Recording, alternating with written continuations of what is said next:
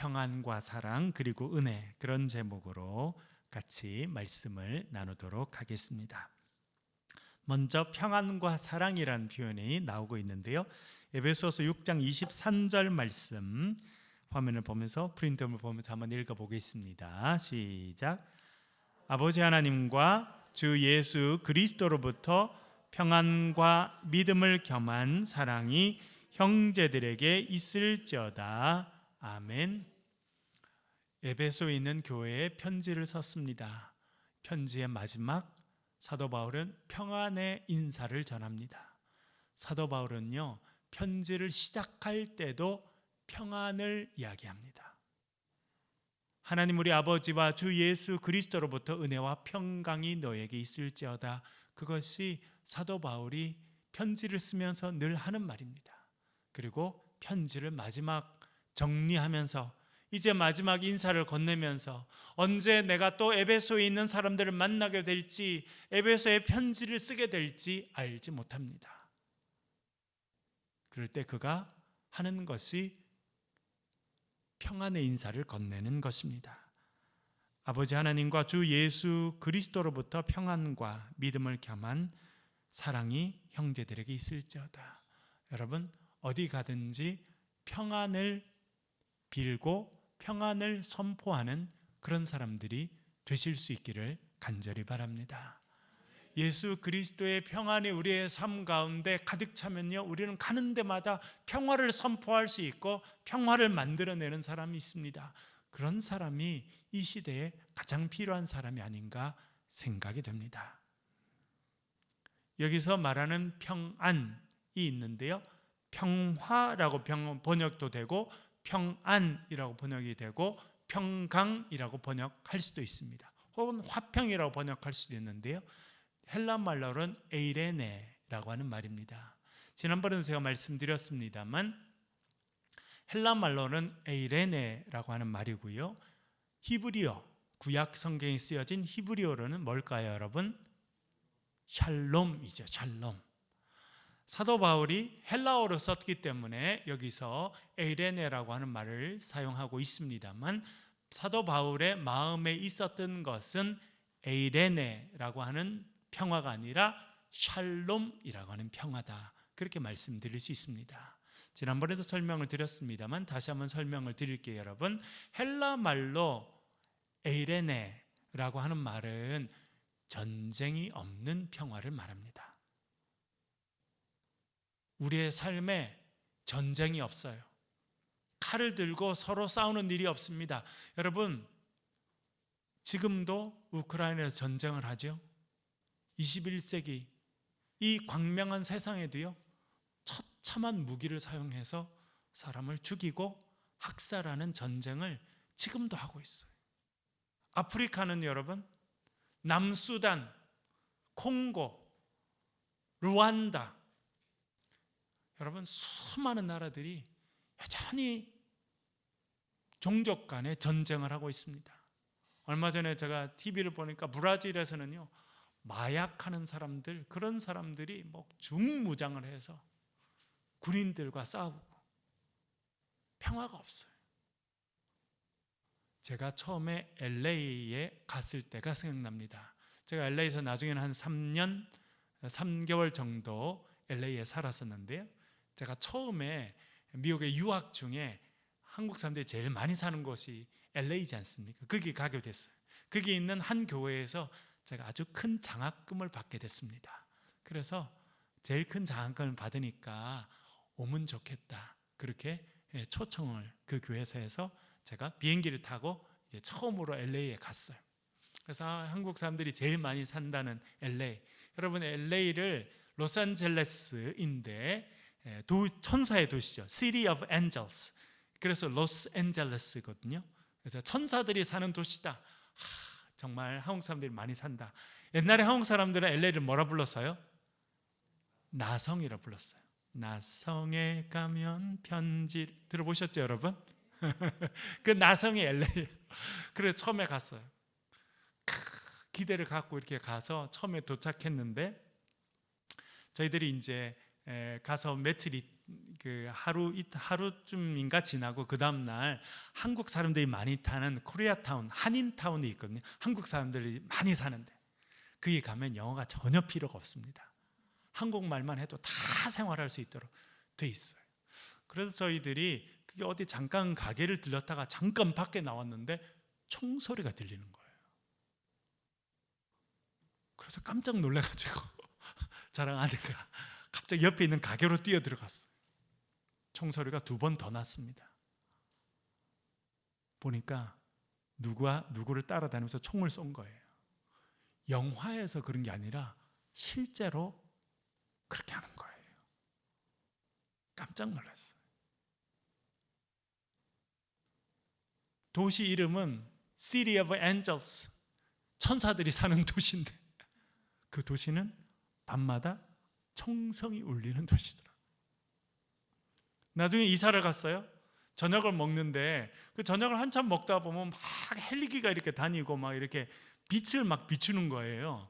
그래서 하루는 저 애가 물어보더라고. 아빠, 왜 이렇게 저녁마다 이렇게 헬기가 떠가지고 막 빛을 비추고 그러느냐고. 그래서 아니 여기는 그 할리우드 바로 옆에 있잖아요. 그래서 할리우드 보면 막 영화에 보면 이렇게 뭐 범죄자가 도망가면 헬기가, 경찰 헬기가 떠가지고 이렇게 막 빛을 비추고 그러면서 뭐 영화 찍는 거겠지, 제가 그랬거든요. 알고 보니까 그런 영화는 1년에 몇 번밖에 안 찍어요. 그거는 실제 상황인 거예요. 실제로 범죄자가 도망가고 있고 경찰 헬기가 떠가지고 서치라이트를 비추고 그 범죄자를 추적하는 경찰차들이 달리는 일이 매일 벌어지는 거예요. 깜짝 놀랐어요. 깜짝 놀랐어요. 우리의 삶에 평화가 없습니다. 사람이 발전돼 갈수록 평화가 있길 바라는데 평화가 없어요. 시골에 사는 사람들은 도시에 가서 살고 싶어 했습니다. 그래서 우리나라 60년대 70년대 시골에 있던 사람들이 도시로 몰려들었어요. 도시 생활을 그리워하고 급격하게 도시화가 됐잖아요. 여러분, 도시에 가니까 평화가 있던가요? 평안이 있던가요? 시대가 발전돼 갈수록 평화를 원하지만 평화가 우리의 삶에서 점점 더 멀어진다는 것을 알게 됩니다. 그래서 사도 바울은 우리에게 예수 그리스도와 우리 하나님 아버지로부터 임하는 평화가 너희들 가운데 함께하길 바란다 라고 이야기하였습니다. 여러분들의 삶에 평화가 임하시고 여러분들이 가는 곳마다 평화의 역사가 있는 그런 인생이 되실 수 있기를 간절히 바랍니다. 이 평화에 대해서 이야기하는 중요한 본문이 요한복음에 등장하는데요. 요한복음 14장 27절 읽어보겠습니다. 요한복음 14장 27절 천천히 같이 한번 읽겠습니다. 시작. 평안을 너희에게 끼치노니 곧 나의 평안을 너희에게 주노라. 내가 너희에게 주는 것은 세상이 주는 것과 같지 아니하니라. 너희는 마음에 근심하지도 말고 두려워하지도 말라. 아멘. 여기서 예수님께서 나의 평안을 너희에게 끼치노니 곧 나의 평안을 너희에게 주노라 라고 말하고 있습니다. 여기서 말하는 평안, 아까 말씀드린 에이레네라고 하는 단어로 쓰여져 있습니다만 여기서 말하는 것은 전쟁이 없는 상태의 에이레네가 아니라 샬롬입니다. 예수님께서 우리에게 주시는 건요, 하나님의 주시는 평안, 샬롬이에요. 우리는 전쟁만 없으면 평화하다 생각합니다. 여러분, 우리나라는 평화로운 나라입니까? 아닙니까? 평화로운 나라죠. 그러나 외부에서 보면요, 우리나라는 엄청 불안해요. 왜요? 남북이 총을 맞대고 있잖아요. 여러분 전방에 가보셨죠? 지금도 우리의 젊은이들, 우리 아들 중에도 지금 군대 가 있는 아들들이 2이나 있습니다만 전방에 가면요, 매일 보초 서야 돼요. 총을 메고 실탄을 준비해서 언제든지 총을 쏠 수 있는 준비를 하고 매일 밤마다 수백 명, 수천 명이 지키고 있다니까요. 또 북한에서 핵 실험을 하고 언제든지 공격할 수 있는 준비를 하고 있고 그것으로 위협하고 그런 일들을 하고 있지 않습니까, 여러분? 참 우리의 삶에 평화가 있다고 하지만 참된 평화는 우리의 삶에 여전히 없는 것이나 마찬가지입니다. 그런데 여러분, 언제 그러면 평화가 올까요? 남북이 통일되면 평화가 오겠습니까? 우리가 지금 경험하는 그런 긴장감은 없어도요, 남북이 통일돼도 나도 여러분 여전히 북한은 보세요, 중국과 국경 맞대고 있죠. 러시아와 국경 맞대고 있죠. 이번에 러시아 하는 거 보시죠, 여러분. 언제든지 마음에 안 들면 무기를 들 수 있습니다. 일본은요, 여러분, 일본이 힘이 강해지고 한반도가 힘이 약해지면 일본이 한반도를 침공했던 일이 늘 있었다고 하는 것을 우리는 알게 됩니다. 우리의 삶에 전쟁이 없다고 평화가 임하는 게 아니에요. 성경에서 말하는 평화는 전쟁이 없는 상태가 아니라 샬롬입니다. 오늘 이 읽은 본문에서 말하는 나의 평안을 너에게 끼친다라고 말씀하실 때 이 평안은요, 샬롬이에요. 그러면 여러분, 어떻게 해야 샬롬이 오게 됩니까? 이 성경에서 말하는 샬롬의 평안은 어떤 평화를 말하는 것입니까? 하나님이 우리의 주인이 되시는 거예요. 하나님이 우리의 아버지가 되어주시는 거예요. 하나님이 우리의 선한 목자가 되어주시는 그 상태, 그것이 샬롬입니다. 그래서 저는 샬롬 하면 늘 시편 23편이 떠오릅니다. 여호와는 나의 목자시니 내게 부족함이 없으리로다. 그가 나를 푸른 초장으로 쉴 만한 물가로 인도하시는도다. 그렇죠? 하나님께서 나의 선한 목자가 되어주시니 내가 근심할 필요 없어요. 내가 어디로 물을 먹으러 가야 될지 내가 찾을 필요가 없어요. 어디가 풀이 있는지, 여러분 우리의 근심을 보세요. 어디 가서 뭘 먹을런지, 어디 가서 잠을 자야 될런지, 그런 것이잖아요, 전부 다. 그런데 하나님께서 선한 목자가 되어주시면 내가 부족함이 없다는 거예요. 왜냐하면 하나님께서 필요에 따라 때때로 나를 쉴 만한 물가로 인도해 주시고 푸른 초장으로 인도해 주시고 악한 짐승이 오면 선한 목자가 나를 막아주시고 나를 보호해 주시고, 그리고 더 나아가서는 기름으로 내 머리에 바르셨으니 내 잔이 넘치나이다. 내 잔이 넘치는 인생으로 세워주시니 내게 부족함이 없다라고 다윗이 고백하고 있습니다.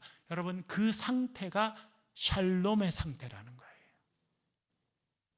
내가 내 문제를 다 해결하고 살아가는 인생, 그 인생에는 평안이 없습니다. 염려와 근심과 걱정이 그칠 날이 없어요. 여러분, 살아보니까 그렇지 않으시던가요? 여러분들이 돈이 어느 정도만 쌓이면 내 삶에 안정이 오겠다고 생각했는데 여러분, 실제로 그렇던가요? 내가 어느 정도 공부만 하면, 어떤 정도 사회적인 위치만 오르면, 혹은 우리 자식들이 서서 성장만 하면 내 삶에 평화가 오겠다, 내 삶이 평안하겠다, 그렇던가요, 여러분? 그렇지가 않습니다. 내가 내 인생의 문제를 해결해 가는 인생을 살아갈 때는 그게는 참된 평안이 없게 되는 것입니다. 그래서 우리의 염려를 어떻게 하라고 말합니까? 성경은요, 너의 염려를 주님께 맡기라. 주님께 맡겨요. 왜요? 왜 주님께 맡길 수 있습니까? 주님이 나의 선한 목자가 되시니, 주님께서 나를 보호하시고 내 삶을 이끌어 가시는데 내가 염려를 붙잡고 있을 필요가 없다는 거예요. 그래서 주님께서 나의 선한 목자가 되시니 내게는 부족함이 없습니다 라고 고백하는 그 다윗의 상태가 샬롬의 상태라는 겁니다. 그것이 평화의 상태라는 거예요. 여러분, 우리의 삶의 주인이, 우리 인생의 주인이 우리 하나님이심을 날마다 고백하며 살아가실 수 있기를 바랍니다. 그리고 나의 선한 목자 되신 주님 안에서 나에게는 부족함이 없습니다라고 날마다 고백하고 살아가는 그 인생이 샬롬의 인생이고, 그 인생이 평화를 누리는 인생이라 성경 우리에게 말씀해 주고 있습니다. 금방 읽은 본문에서 이렇게 말합니다. 평안을 너희에게 끼치노니 곧 나의 평안을 너희에게 주노라. 내가 너희에게 주는 것은 뭐와 같지 않다고 말합니까? 세상이 주는 것과 같지 아니하다. 세상이 주는 것, 여기서 말하는 세상이요, 로마입니다. 로마가 제일 크게 말했던 건 뭐냐면 팍스 로마나라는 거예요. 팍스 로마나, 라틴어인데요, 팍스는 피스를 말합니다. 로마나, 로마가 주는 평화. 팍스 로마나라고 하는 전문적인 용어가 있습니다. 그것은 로마가 누린 평화와 로마가 누린 번영이라는 뜻을 갖고 있습니다. 전쟁이 없었어요. 얼마 동안 전쟁이 없었느냐? 200년 동안 큰 전쟁이 없었어요. 크고 작은 전쟁은 있었습니다만 로마 전체가 위협받는 전쟁이 없었던 그 200년 동안을 세계사에서는 팍스 로마나라고 말합니다. 로마의 평화, 로마의 번영의 시기라는 겁니다. 주전 27년부터 아우구스투스라고 하는, 옥타비안이라고 하는 사람이 아우구스투스라는 칭호를 받아서 실제로 로마의 황제가 됐을 때부터 마르쿠스 아우렐리우스라고 하는 왕이 다스리던 주후 180년대까지 200년 동안을 팍스 로마나라 그렇게 말하고, 로마가 가장 많이 선전했던 것은 로마가 지배해서 이 땅 가운데 평화가 임한다라고 하는 말이었습니다. 그것이 로마가 주는 평화예요. 세상이 주는 평화, 그 평화는 뭡니까? 전쟁이 없는 거라는 거예요. 왜 전쟁이 없었을까요, 여러분? 칼로 눌러서. 로마의 군인들이 로마가 지배하고 있던 식민지 전체에 퍼져가지고 그 무서운 칼을 들고 입 다물어라고 말할 때 그 밑에서 입 다물고 있었기 때문에 전쟁이 없었어요. 세상이 주는 평화는 뭐냐면 칼로 다스리는 평화를 말합니다. 진정한 자유가 있는 게 아니고 그 밑에서 많은 사람들 눌려 있고 억압받고. 저는 일본 역사가들이 어떻게 썼는지 잘 모르겠습니다만 아마 일본 중심의 역사가들은 우리가 일제 나라를 잃고 국권을 잃고 살아갔던 36년 동안 큰 전쟁이 없었으니 우리가 한반도에 평화를 줬다라고 말할지도 모르겠습니다. 그것이 세상이 주는 평화라는 거예요. 여기서 말하는 평화, 예수님이 주시는 평화는요, 세상이 주는 평화와 다르다, 그렇게 말씀해 주고 있습니다. 그래서 너희는 마음에 근심하지도 말고 두려워하지도 말아라 라고 말해주고 있습니다. 여러분, 세상이 우리에게 주는 게 있습니다. 그게 여기 나오죠. 세상이 우리에게 제일 많이 주는 게 두 가지예요. 뭐라고 성경이 말합니까? 근심을 주고요, 또 뭐예요? 두려움을 준다는 것입니다. 두려움, 그것이 로마가 가장 많이 사용하던 것이었습니다. 평화, 전쟁이 없는 평화를 이루기 위해서 뭘 극대화시키냐면 두려움을 극대화시켰습니다. 주후 66년에 유대인들이 반란을 일으킵니다. 그것이 주후 70년까지 이어지게 되고, 그 전쟁의 결과로 티투스라고 하는 장군이 와서 전쟁을 정리합니다. 그 결과 예루살렘에 있던 성전이 정말 예수님 말씀대로 돌 하나도 돌 위에 남지 않고 완전히 무너지게 되는 일이 생기게 되는데요, 그렇게 유대인들이 반란을 일으켜서 장군이 와서 그의 아버지가 먼저 와서 반란을 진압하다가 왕이 죽으니까 아버지가 가서 왕이 됩니다. 그 다음에 그의 아들 티투스가 와서 유대인들을 다 진압하게 되는데, 어떤 방식을 택하냐면 하루에 500명씩 십자가에 달아 죽였어요. 공개적으로 500명씩. 여러분, 십자가 죽음이 뭔지 아시죠? 십자가에 못 박아서, 산 사람은 십자가에 못 박아서 십자가에서 고통당해서 죽는 모습을 사람들에게 보여주는 거예요. 왜요? 로마에 대들면 이렇게 죽는다 하는 걸 보여주는 겁니다. 그래서 사람들 가운데 뭘 심는 거예요? 두려움을 심는 거예요. 일제시대 사람들도 그렇게 많이 했더만요. 여기 동산병원, 여기 중구에 있는 동산병원, 거기에 가면 선교사님들이 사셨던 그 집들이 아직도 보존되어 있고 박물관으로 되어 있습니다. 그 중에 제일 안쪽에 있는 그게 2층에 가면 그 역사들이 여전히 남아 있습니다. 우리가 대구에서 일어났던, 서울에서는 3월 1일 날 일어났습니다만 대구에서는 3월 8일 날 독립운동이 일어나게 되는데요, 그것을 일본 순사들이 진압할 때 어떤 방법을 썼는지 거기에 자세히 나와 있더라고요. 말로 표현하기에 너무나 충격적인 그런 모습들이 남아 있습니다. 왜 그런 식으로 할까요? 두려움을 주는 거예요. 두려움을. 세상이 하는 일이 그렇습니다. 여러분, 세상은요 끊임없이 우리들에게 두려움을 주는 거예요. 세상의 질서를 따르지 않아? 그러면 너의 인생이 무너질 거야. 세상은 끊임없이 우리를 두렵게 만듭니다. 그래서 세상의 질서에 복종시키는 것, 그것이 세상이 하는 일이라는 거예요.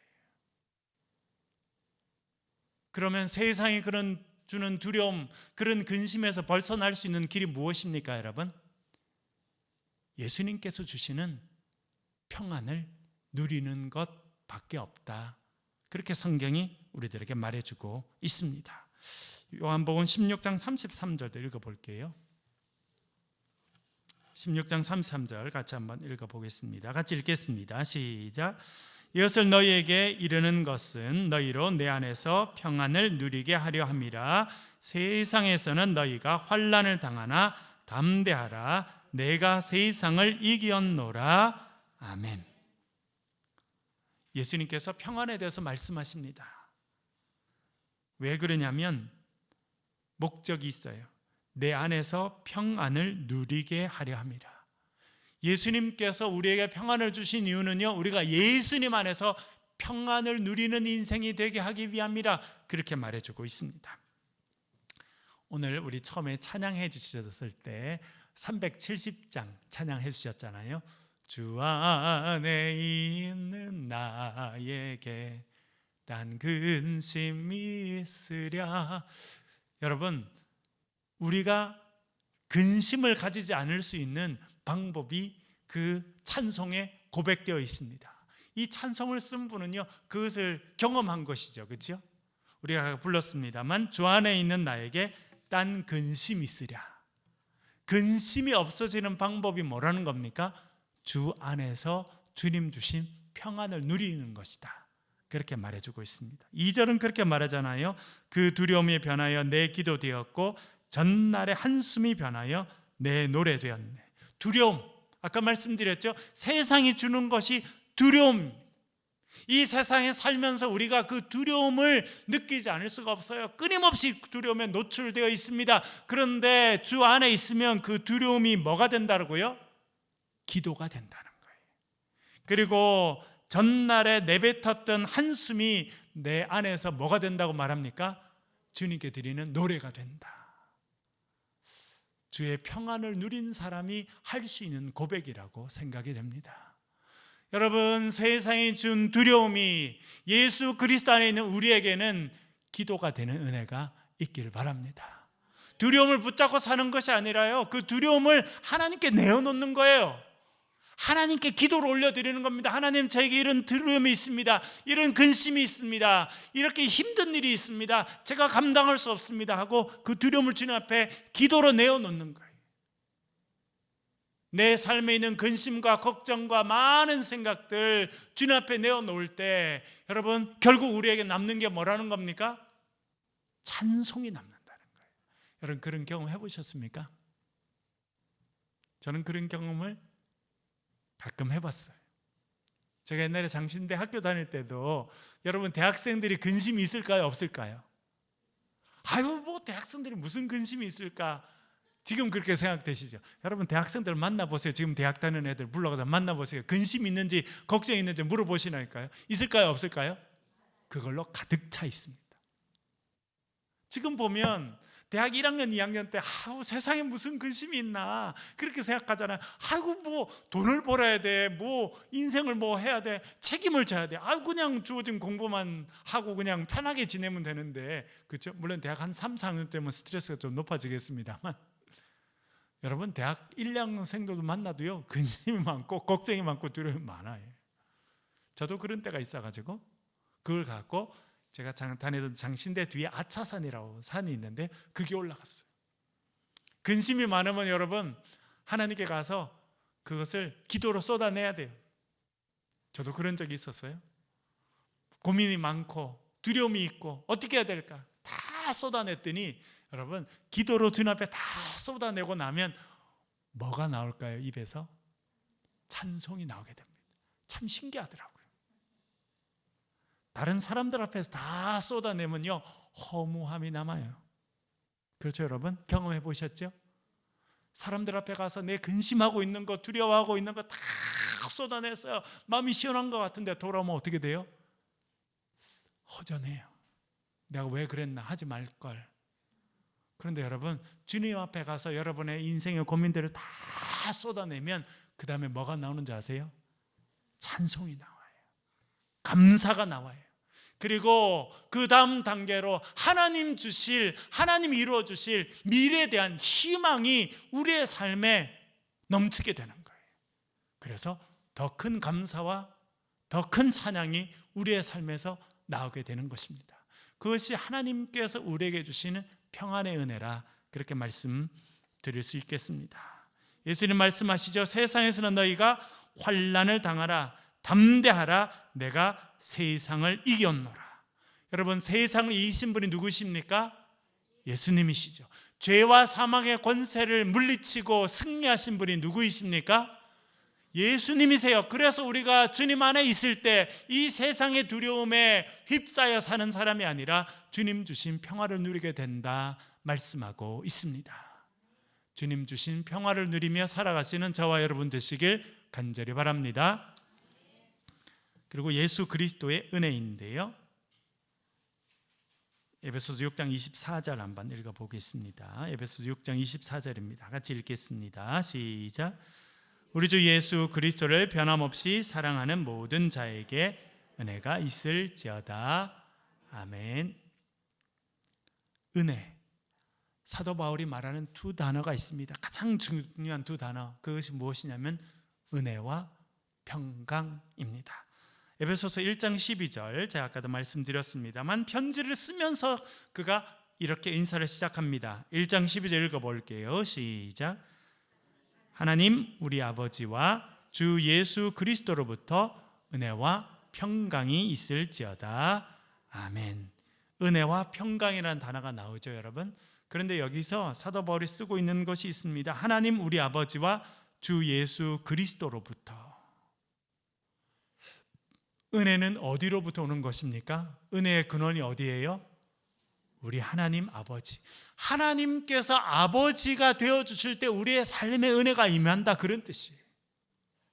여러분 하나님을 멀리 계신 분으로, 두려운 분으로, 가까이 가기는 너무 두렵고 어려운 분으로 생각하면요 우리가 은혜 가운데 살기가 어려워요. 하나님은 누구시라고 우리가 늘 고백해야 됩니까? 아빠, 아버지. 여러분 조그만 아이가 3살, 4살 한참 말을 배우면 아빠 보면 뭐라 그래요? 아버님 일 다녀오셨어요? 3살짜리 그렇게 말하면 어떨까요? 우리 애가 참 너무 훌륭하다, 벌써 나를 아버님이라 부르고 그럴까요? 어색하죠. 3살짜리 4살짜리는 아빠 보면 뭐라 불러야 돼요? 아빠! 이렇게 불러야 되겠죠? 친근하다는 뜻이에요. 여러분 하늘 아버지께서 여러분에게 아빠, 아버지가 되실 수 있길 바랍니다. 그래야 우리가 은혜를 체험하고 살아요. 그리고 예수 그리스도는 누구라고 지금 고백하고 있습니까? 우리 주 예수 그리스도. 주님은요 우리의 주인이 되시는 거예요. 은혜는 누구로부터 오느냐면 아빠 되신 아버지, 그리고 우리의 인생의 주인이 되신, 왜 예수님께서 우리의 주인이 되셨습니까? 최근에 제가 복음노트 하면서도 말씀드렸죠. 예수님께서요 피로 값주고 우리를 사셨어요. 그렇죠 여러분? 성경에 그렇게 나오죠? 피로 우리를 값주고 사셨다는 거예요. 마치 우리는 노예 시장에 나가 있는 노예와 같습니다. 전쟁에 져서 포로를 끌려와서 노예 시장에 나와 있는 사람들과 같아요. 노예들과 마찬가지입니다. 빚이 있어요. 누군가 빚을 갚아줘야 돼요. 예수님께서 우리의 빚을 대신 갚아주셨습니다. 우리를 피로 값주고 사셔서 우리를 소유 삼아 주셨어요. 그래서 우리의 삶의 주인이 누구라는 겁니까? 예수 그리스도. 십자가에서 우리를 위해서 피를 흘려주신 예수 그리스도가 우리의 삶의 주인이 되신다는 겁니다. 그 예수님께서 우리의 삶의 주인이 되실 때 우리의 삶의 은혜가 임하게 될 줄로 믿습니다. 1장 6절은 또 이렇게 말합니다. 1장 6절 읽어볼게요. 에베소서 1장 6절이요. 시작. 이는 그가 사랑하시는 자 안에서 우리에게 거저 주시는 바 그의 은혜의 영광을 찬송하게 하려는 것이라. 아멘. 여기서 중요한 단어가 있는데요. 거저 주신다는 거예요. 무슨 뜻일까요? 거저 주신다. 값없이 주신다. 또 여러분, 거저 주신다. 어떤 뜻일까요? 공짜로 주신다. 네, 공짜로 주신다. 또 어떤 의미냐면 자격 없는 자에게도 주신다는 뜻입니다. 아주 유명한 신학자가 있습니다. 지금 영국에서 가르치시는 분인데 존 바클레이라고 하는 아주 유명한 신학자가 있는데 엄청 두꺼운 책을 썼어요. 600페이지나 넘는 엄청 두꺼운 책. 주제가 뭐냐면 하나님의 은혜에 관한 거예요. 이 은혜가 다른 말로는 선물이거든요. 선물. 그래서 바울과 선물이라고 하는 이만한 두꺼운 책을 사서 제가 최근에 또 읽어보았습니다. 그 두꺼운 책에서 말하는 핵심이 있더라고요. 그건 뭐냐면 하나님이 우리에게 주신 은혜는 선물이에요. 선물. 그런데 그 선물의 제일 큰 특징이 뭔지 아세요, 여러분? 하나님께서 예수 그리스도를 통해서 우리에게 주신 선물의 가장 큰 특징, 자격 없는 자에게도 주신다는 거예요. 우리는 당연히 선물은 그렇죠. 자격 없는 자에게 주시는 게 아니냐. 그런데 그분이 연구를 해보니까 그거는 너무 독특한 일이더라는 겁니다. 여러분 여쭤볼게요. 여러분 지금도 사람들에게 선물 주시죠? 누구한테 선물 주세요? 지나가는 사람 아무한테나 선물 주십니까? 좋은 선물을 갖고 와서 여러분 몸에 좋은 그런 약을 갖고 왔어요. 그게 선물이에요. 지나가는 사람 아무나 불러서 줍니까? 누구한테 줘요, 여러분? 친한 사람. 또요? 내가 선물을 줄 필요가 있는 사람. 그 당시 바울 당시 예수님 당시 선물은요 아무한테나 주는 게 아니었다는 거예요. 자격이 있는 사람한테만 줬다는 거예요. 나의 친척이라든지 친구라든지 나에게 도움을 줄 사람이라든지 어떤 자격이 있는 사람에게 주는 것이 선물이었다는 거예요. 그래서 아무한테나 주지 않았다는 겁니다. 자격이 있는 사람, 내 선물을 받을 만한 사람. 여러분 보세요. 제가 군대에 있을 때도 보니까 가끔 시계 같은 걸 선물로 주더라고요. 군대에서는요. 보면 대통령 누구 이렇게 찍힌 시계 있잖아요. 여러분들 그런 선물 받아보셨어요? 안 받아보셨어요? 예를 들어 대통령 이름이 적혀있는 시계, 제가 옛날에 군대에 있을 때도 그런 거 줘서 받아본 적이 있는데 아무한테나 줄까요, 여러분? 아니죠. 누구한테 줄까요? 딱 자격이 있는 사람 몇 명한테만 주는 거예요. 국민들한테 다 주는 거 아닙니다. 왜 그래요? 그걸 통해서 칭찬도 하고 격려도 하고 내가 너를 특별하게 생각하고 있다는 마음을 전해주는 게 선물이잖아요. 다 그랬다는 거예요. 그 당시 전부 다 그랬다는 거예요. 그래서 선물 받을 사람은 자격이 필요했다는 겁니다. 사회적인 지위가 있든지 배경이 있든지 뭔가 있는 사람들만 선물을 받았다는 거예요. 그런데 하나님께서 예수 그리스도를 통해 주시는 선물의 특징은 뭐냐면 자격 없는 자에게도 주셨다는 거예요. 사도 바울이 로마서 5장에서 말하죠. 심지어 우리가 하나님과 원수 되었을 때도 예수님께서 십자가에 돌아가셨다는 거예요. 예수 그리스도의 선물은요, 우리가 받을 만한 자격이 없을 때 하나님께서 우리에게 주신 것이다 라고 하는 것입니다. 그래서 선물이 되는 이유는 우리가 자격이 없음에도 불구하고 하나님께서 우리에게 선물을 주셨기 때문이다 라고 하는 내용이 그 책에서 말하는 내용입니다.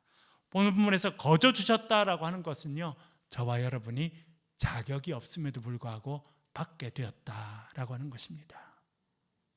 우리가 하나님 주실 선물, 여러분 제일 큰 선물이 무엇입니까? 예수 그리스도를 통해서 하나님 주신 선물이 뭐예요, 여러분? 구원이에요. 생명이에요. 천국의 자녀가 되는 것이고 하나님의 백성이 되는 것입니다. 그리고 그 천국에서 누릴 영원한 생명과 그 축복을 이 땅에서도 받아 누리는 그 은혜를, 선물을 우리에게 주셨습니다. 우리가 자격이 있습니까? 천국 들어갈 자격이 있어요? 그 은혜를 받을 자격이 있습니까? 없습니다. 그럼에도 불구하고 우리에게 주셨다는 거예요. 자격 없는 자에게도 허락하시는 그 은혜를 저와 여러분이 받아 누리는 줄로 믿습니다. 마지막 1장 7절 읽어볼게요. 에베소서 1장 7절 읽어보겠습니다. 시작. 우리는 그리스도 안에서 그의 은혜의 풍성함을 따라 그의 피로 말미암아 속량 곧 죄사함을 받았느니라. 아멘. 은혜의 또 다른 특징은 뭐냐 하면 풍성하다는 거예요. 한이 없다는 것입니다. 여러분, 선물을 주는데 한없이 선물 주는 사람 있어요, 없어요? 없죠. 명절 때 이렇게 주고 생일 때 주고 그렇게 하지만 계속 주는 것은 쉽지가 않습니다. 사람의 선물은 한계가 있어요. 아무리 친한 사람들이라도 한계가 있게 돼 있습니다. 특별할 때 주게 돼 있어요. 그런데 하나님께서 예수 그리스도를 통해서 우리에게 주시는 선물, 그 은혜의 특징은 무엇이냐면 한이 없다는 겁니다. 끝이 없다는 거예요. 자격 없는 우리들에게 한 번 주시는 것도 감사한데 한 번으로 끝마치지 않고 하나님의 은혜는 풍성해서 우리에게 날마다 공급해 주시는 것이다, 그렇게 말씀해 주고 있습니다. 그래서 1장 7절에서는 그의 은혜의 풍성함을 따라 풍성하다, 넘친다는 거예요. 부족함이 없다는 겁니다. 끝이 없다는 겁니다. 그것이 은혜의 특징이라 말해주고 있습니다. 여러분, 오늘 자격 없는 우리에게 주시는 은혜를 우리가 받았습니다. 그 은혜의 풍성함을 날마다 누리며 살아가시는 저와 여러분 되실 수 있기를 주의 이름으로 간절히 축원합니다. 한번 기도하겠습니다. 우리 말씀을 가지고 한번 기도하겠습니다. 하나님, 우리에게 평안을 주십시오. 세상이 줄 수 없는 그 평안이 우리의 삶에 넘치게 도와주옵소서. 우리 자녀들에게, 우리의 가정에, 우리 공동체에 평화가 넘치게 도와달라고 기도해 주시고, 하나님께서 자격 없는 우리에게 은혜를 주셨는데 그 은혜의 풍성함을 날마다 누리며 살아가는 우리 모두가 되게 해달라고 이 시간 말씀을 붙잡고 동성으로 같이 한번 기도하겠습니다.